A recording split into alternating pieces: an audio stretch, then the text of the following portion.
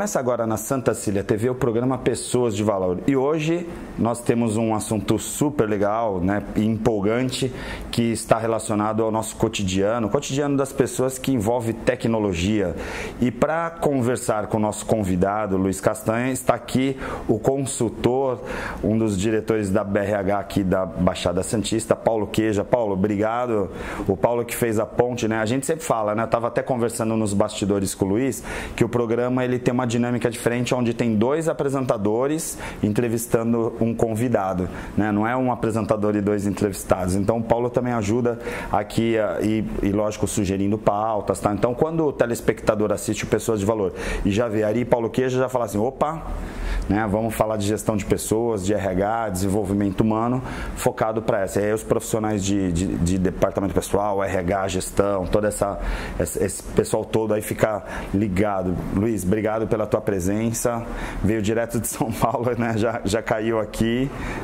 Obrigado vocês pelo convite, ao Ari, ao Paulo. Vamos falar de tecnologias educacionais, é a paixão, né? Vamos falar, estamos prontos para falar sobre isso. Perfeito. E aí eu queria já começar colocando uma questão polêmica, assim, uma questão que muitas pessoas, e eu por estar no ambiente universitário, ouço muito, que é assim, a tecnologia, ela vem para ajudar o professor, para ajudar no processo educacional, ou ela vem para roubar o lugar do professor?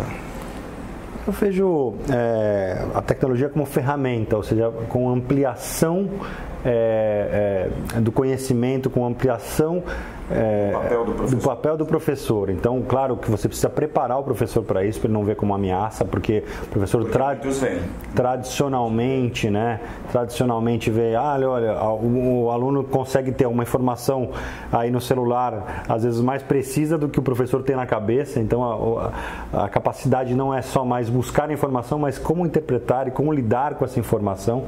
Então, muda o papel do professor, muda o que o aluno precisa aprender, né? O que ele está na faculdade hoje, a gente está vendo que o mercado de trabalho já está precisando de outra coisa assim que ele sai. Então, são vários desafios e toda a cadeia tem que estar orientada para isso. Sim, e assim, eu gostaria de trazer até também uma questão minha, né, como profissional, tal, que também, assim, além de dar aula na universidade, muitos professores, que é meu caso, acabam também trabalhando em treinamento, desenvolvimento nas empresas, tal.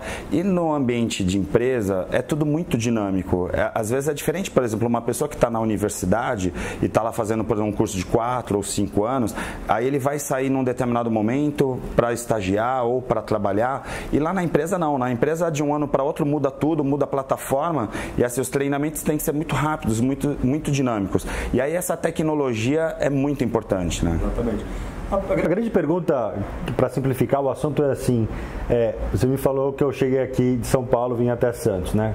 Provavelmente hoje eu usei 10 aplicativos, um para me guiar até aqui, outro para localizar uma farmácia, outro para chegar no hotel, para fazer check-in, para pagar uma conta, né? Então tem toda essa tecnologia na vida das pessoas hoje, já sendo utilizada. Por que não outros aspectos da vida, né? Na saúde, na educação principalmente, que é o fórum aqui. Então, esse é trazer a educação, trazer essa tecnologia para a vida das pessoas agora, também na educação. Sim. Paulo, aí vem uma grande questão, né? Os profissionais de RH que estão fazendo a interface entre essas pessoas todas que se formaram em determinado momento e que se formaram e que entraram no mercado de trabalho com uma determinada tecnologia e hoje estão se deparando, por exemplo, com novos entrantes, aí, profissionais novos com uma cabeça totalmente diferente, a geração WhatsApp, de repente, ou até além disso, e aí esse profissional, de repente, tem que estar atualizado também, né? Demais, né? Não é possível. Eu lembro quando eu fiz a faculdade, faz pouco tempo, né? A faculdade, por exemplo, e que eu falava assim, olha, a gente não pode ficar parado. Imagina, a tecnologia naquela época, década de 80 para 90, era muito incipiente no sentido prático aqui no Brasil. Sim. Nos Estados Unidos estava um pouco mais forte, mas aqui ainda muito pouco. E aí eu já vi algumas coisas que falei assim, olha, vai ter mais computadores, e nem imaginava em celular, né? E hoje, quem sai da faculdade, às vezes, por não estar ligado em alguma coisa relacionada à tecnologia, pode estar muito atrás de quem está no mercado. Porque por estar no mercado, ele se atualiza com facilidade e às vezes, que isso que eu acho que deve ser chamando a atenção, os alunos na faculdade ficam sendo alunos, sem luz. Quem dá luz é o professor. Não dá para você ficar só esperando que o professor... Não dá, você precisa se ligar no mercado. Por isso que é bom fazer estágio, chegar próximo às empresas, ir a eventos relacionados à parte empresarial, principalmente na nossa área, porque senão você não tem contato com o que chega de novo, né? Eu até ia aproveitar e perguntar para o Luiz, o que você vê, por exemplo, hoje como novidade chegando no mercado, né? Bom, de tecnologias temos muitas coisas, né? Ou seja, tudo o que está acontecendo de novidade em outros segmentos, como entretenimento, como tecnologia pura, a gente faz a pergunta, por que não educação, né? Então, se a gente começa a falar de realidade aumentada, né? Ou seja, para você no ambiente físico, colocar o seu aparelho celular e conseguir abrir informações, o ambiente físico te dá essas informações, isso está crescendo muito. Realidade virtual para simulação, né? Realidade virtual a gente está trabalhando muito com simulação, principalmente de risco. A gente tem o Porto aqui, né, que vê bem isso, né, quer dizer, poxa, você vai ter um operador de um portlane, de um maquinário que envolve milhões, né, e aí esse cara vai treinar onde, né? De repente você tem uma realidade virtual ali que o cara pode simular um monte de situações, né? Chamando isso de teletransporte, você consegue teletransportar, o cérebro entra nessa onda rapidamente, né? Quando com esse óculos você se teletransporta para esse ambiente de risco, sem risco, mas podendo já treinar capacitar o seu cérebro para reagir a essa situação. Os bots, os robôs, inteligência artificial através de um robô ajudando a responder questões rapidamente, né? Mixed reality, realidade mista, que são óculos que você já tem projetos que você projeta acima daqui desse ambiente um objeto holográfico, uma projeção holográfica que você pode interagir com essa holografia em 3D. Então você tem a sensação da vida real se projetando na sua frente, né? Então, realidade aumentada, realidade virtual, mixed reality, inteligência artificial está vindo muito forte para a educação. E aí, aproveito então o gancho do Paulo que fala sobre as novidades, aí eu pergunto, esse novo profissional, esse profissional que está hoje, por exemplo, nos assistindo, a gente tem universitários assistindo o programa, eles precisam se deparar com quais habilidades, por exemplo, para poder se integrar nesse mercado com tanta tecnologia?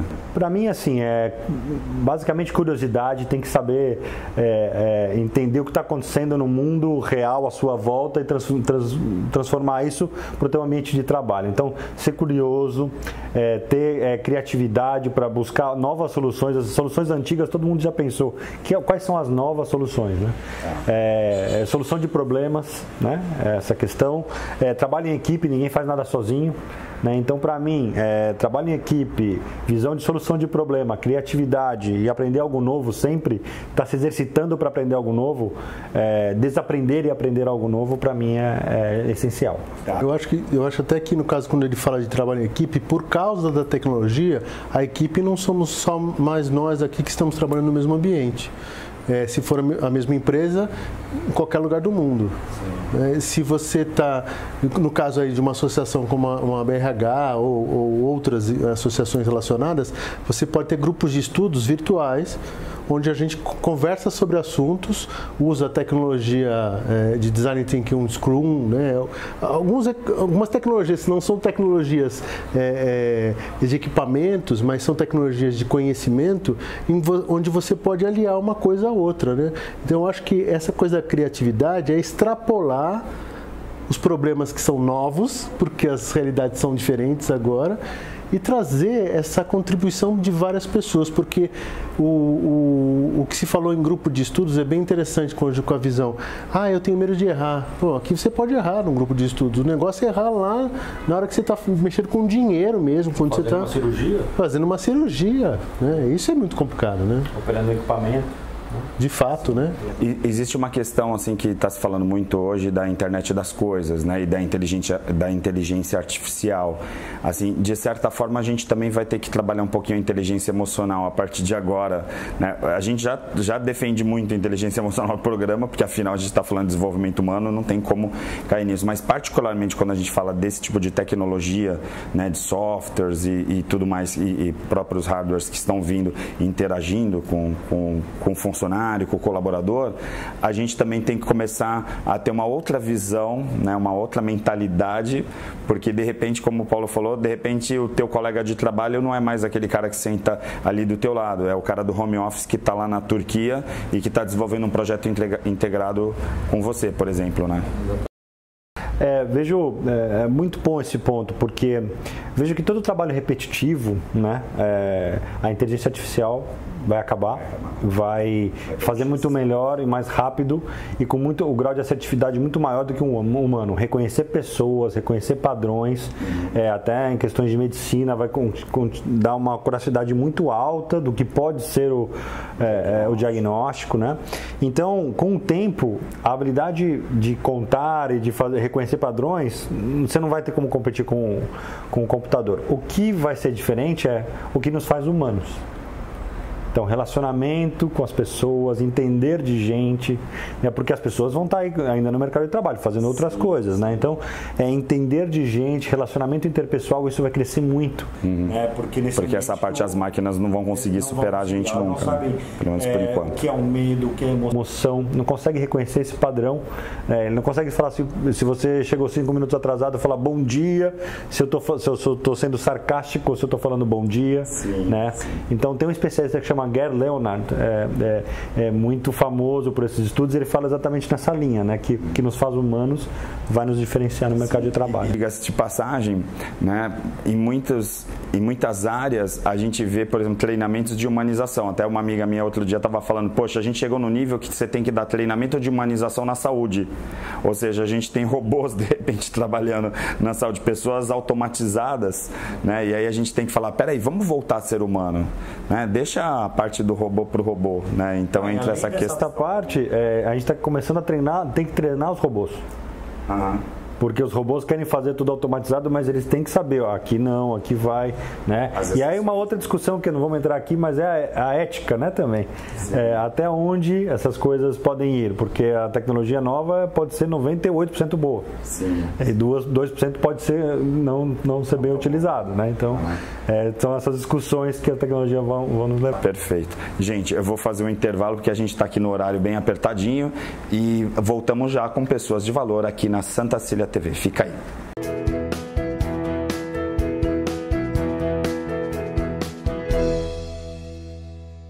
Existe um bebê que é especial, está sempre na moda, bonito pra você. A mamãe e o papai, ele quer agradecer pelo banho de loja da estação do bebê. Roupinhas, acessórios, carrinhos, enxoval, toda a decoração da estação do bebê. Rua Carvalho de Mendonça, 251, Vila Belmiro, Santos. Telefone 3302-1970. O seu bebê feliz na estação do bebê.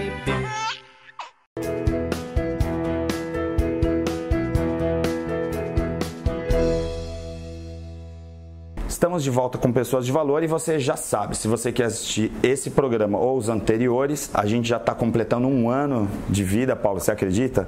Como trazer na prática isso que a gente está discutindo? Muito bem, o que tem mais aplicação no mercado hoje são ambientes de simulação, né? Porque antigamente o momento do treinamento, da capacitação e o momento da ação eram momentos muito distintos, né? Então agora a grande questão é como eu tenho que aproveitar melhor esse tempo, como é que eu deixo as duas coisas muito próximas, né? Ou seja, se eu tenho que fazer uma manutenção de um grande equipamento, de uma bomba de água, por exemplo, de uma companhia de águas, para eu lembrar que caminho que eu tenho que fazer, porque é um ambiente de alto risco, por que eu simular isso com realidade virtual, qual é exatamente o caminho, o que eu tenho que fazer cada operação. Então esse é um projeto de realidade virtual que a gente está fazendo. O próprio vendedor, para entender qual é o visual merchandising de uma loja ideal. né? Então a gente está falando numa economia que é importante, porque ou é economia de tempo ou é economia de vida mesmo, no caso. Exatamente. Ou seja, esse momento da simulação é a hora da verdade. Então, como a gente se prepara para a hora da verdade, né? Você, por exemplo, um atendimento de emergência médica, ou atendimento de emergência, uma coisa é você estar lá e falando, olha, você tem que fazer isso, checar o pulso do cidadão, dar uma olhada nisso. Não, agora, vamos entrar num ambiente, num vídeo, por exemplo, com tomada de decisão, de uma paciente chegando na sua atuação. O que você tem que fazer? Por exemplo, realizar uma cirurgia virtual. Exatamente. É como trazer emoção para esse momento. Tá. Né? Também porque a vida real, então nada mais é do que trazer essa vida real para esse momento ali com o máximo de realidade, né? Para você poder sentir essa emoção e tomar as decisões. E se você errar, você tem essa opção de errar. Você não está ferindo uma vida, não está gerando um prejuízo para a empresa, você tem um ambiente ainda controlado. Tá. Aí no caso vocês, por exemplo, né? Você está como CEO de uma companhia que está desenvolvendo N projetos em diversas áreas, tal. Na área de educação, efetivamente, por exemplo, no meio universitário, algum projeto especificamente que pudesse chamar mais a atenção? Porque eu, por exemplo, quando eu falo de universidade, a gente está pensando em universidade, em laboratórios de inovação, aí a própria realidade virtual, tá? Mas a gente está pensando no campo de formar alunos. Mas existe algum, digamos, uma carta na manga de alguma coisa especial assim que você pudesse destacar? Tem projetos na Telefônica Educação Digital, são projetos olhando escala, olhando problemas, como a gente ajuda de fato a resolver problemas de educação ou de outras áreas, mas nesse caso de educação. No mundo de educação superior, a gente acredita muito nas plataformas MOOC. Então, Massive Open Online Courses, que vocês conhecem, né? O grupo tem uma plataforma que chama MilhadaX.net, que várias universidades estão sendo convidadas do mundo inteiro a entrar lá, tá? Agora está começando no Brasil, outras universidades entrarem para os alunos aprenderem qualquer coisa, né? Desde um curso de culinária até inovação, né? Rapidamente, com cursos bem curtos, né?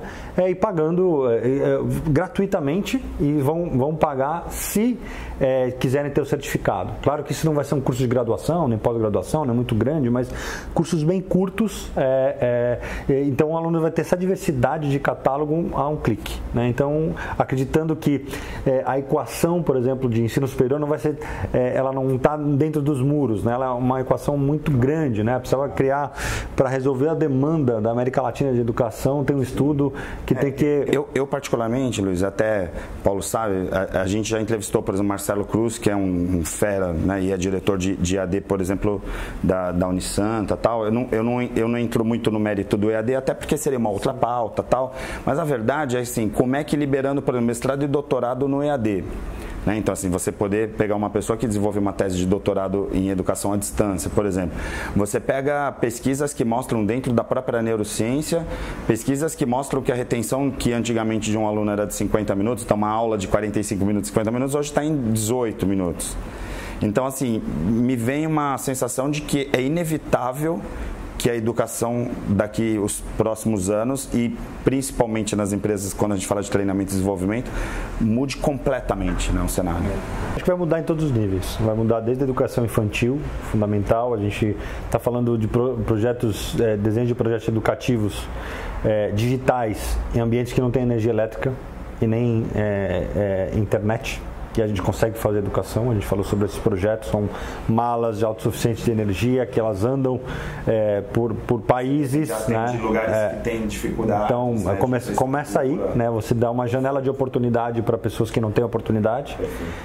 Passa por competências STEM para jovens. Tem portais, por exemplo, do grupo falando por que você não se apaixona mais pelas competências STEM, se agora eles querem fazer outra coisa, eles querem ou serem atores ou fazer algum esporte, então perdeu-se a paixão pela matemática, ciência, tecnologia e engenharia, então como despertar isso de volta? Para o ensino superior também, né? Ou seja, essa questão de massivo e aberto, os MOOCs, né? E pós, que é o mundo empresarial, que outras ferramentas, né, que a gente tem para acelerar essa aprendizagem, sendo que a gente acredita no lifelong learning, agora é para sempre. Exatamente, a gente vai ter que se reinventar sobre esse momento, então é aprender para sempre. E ao mesmo tempo, Paulo, eu gostaria até de fazer essa provocação, né, que eu falei do mestrado e doutorado, né? A gente tem, por exemplo, uma uma correria, uma loucura, né? O mundo está cada vez mais acelerado, e aí de repente você pega um executivo numa companhia qualquer, não precisa nem ser CEO, qualquer executivo, até nível gerencial, tal. O cara fica dedicado à empresa às vezes 18 horas. E aí você fala assim, pô, mas esse cara precisa se atualizar. Aí a empresa olha e fala assim, meu, você precisa se atualizar. Aí assim, que horas vai se atualizar? E aí de repente não dá para imaginar um cara desse entrando numa sala de aula e falando, olha, agora eu vou fazer um doutorado e vou ficar preso, por exemplo, uma terça-feira o dia inteiro para poder desenvolver uma tese sobre determinado assunto, né? Então assim, parece que esse caminho da tecnologia, esses caminhos que estão se encontrando, são caminhos que também se encaixam no estilo de vida que o mercado profissional está exigindo, né? Começa a ter outras formas, viajando um pouquinho aqui no que você falou, a questão das reuniões holográficas, né? Já deve estar acontecendo isso, mas eu estou aqui no ambiente, eu sou o CEO e eu tenho pessoas em todos os lugares aí e eu tenho imagem dessas pessoas sentadas na cadeira aqui, mas eles não estão sentados. A gente vê isso hoje em filme. É como se fosse um filme de ficção. Que hoje isso é próximo da realidade. E dependendo do que você está usando, o óculos que você usa, você enxerga as pessoas porque eles estão projetados ali. E isso pode ser feito em curso.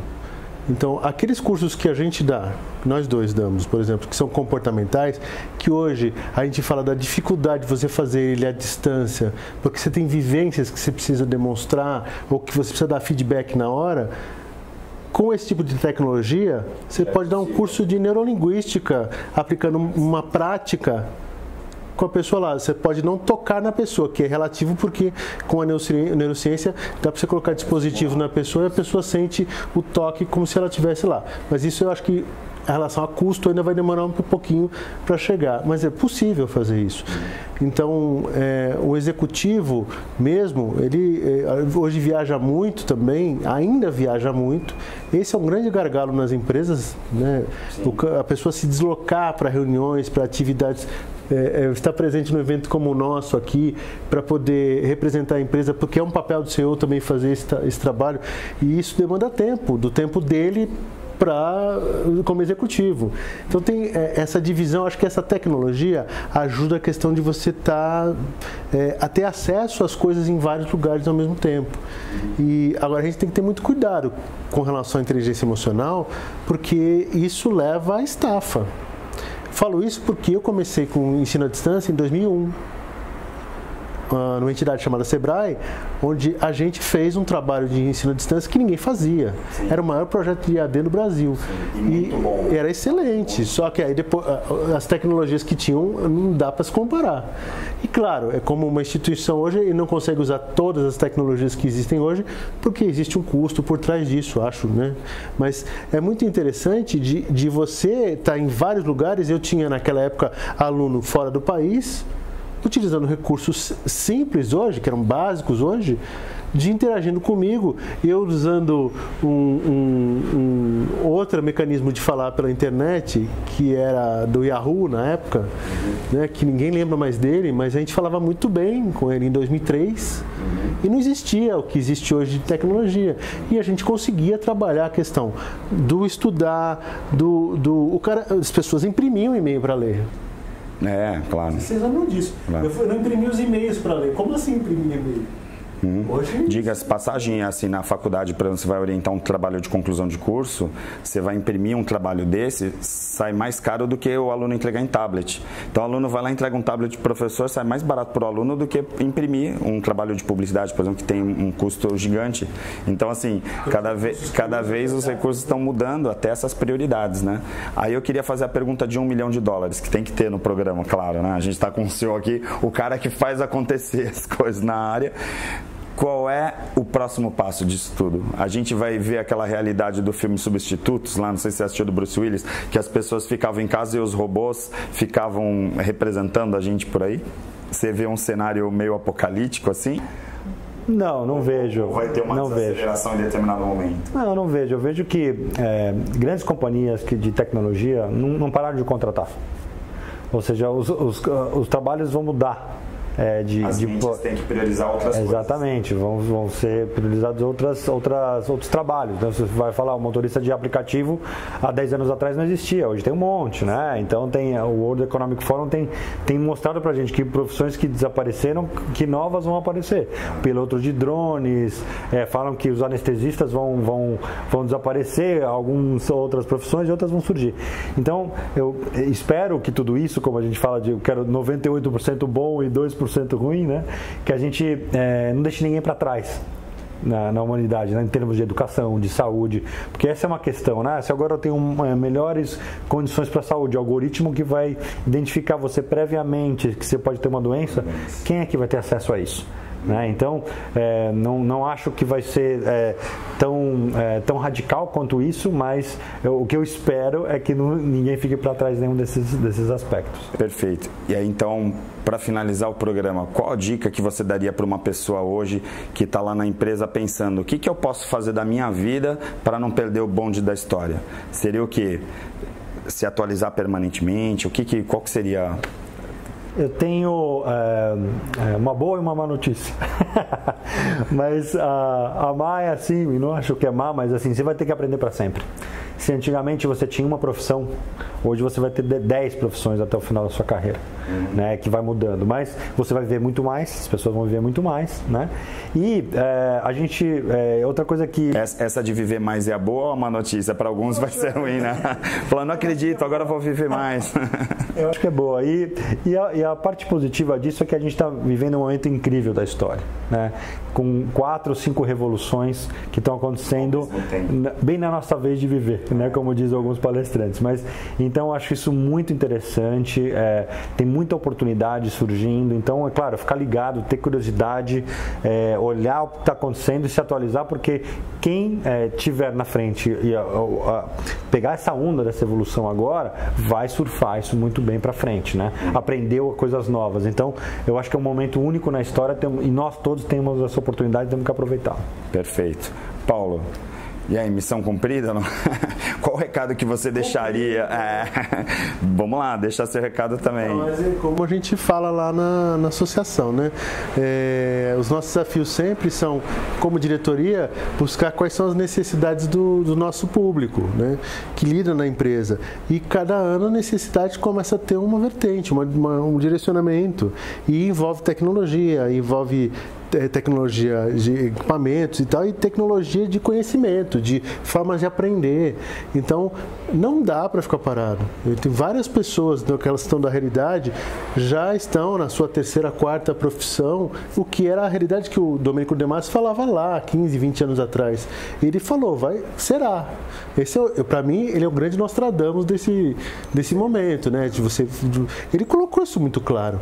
E como a gente encara isso, percebendo que a gente vai ter que se aposentar muito mais tarde, independente de reformas. E não necessariamente se aposentar na profissão que você começou lá atrás, né? Aquela coisa de 50 anos na mesma profissão é praticamente ficção científica nos dias de hoje. Vai gerar riqueza para você, para as pessoas em volta.